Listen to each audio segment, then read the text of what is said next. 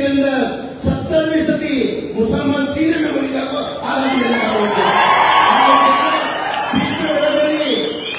पीठ पे हमें बोली सीने में बोले था ये आजादी दे दो, ये देश हमारा,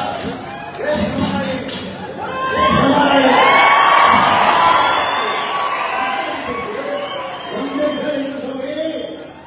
ನಾವೆಲ್ಲ ಸೇರಿ ಇರ್ತವು ಎಲ್ಲ ಸೇರಿ ಜಾಗ ಮಾಡಿ ಈ ದೇಶದ ಬಿಜೆಪಿ ಬಂದಿಲ್ಲ ಹೋದರೆ ಜಾಗ ಮಾಡಿದ್ರೆ ಈ ಪಠಾಣ ಆದ್ರೆ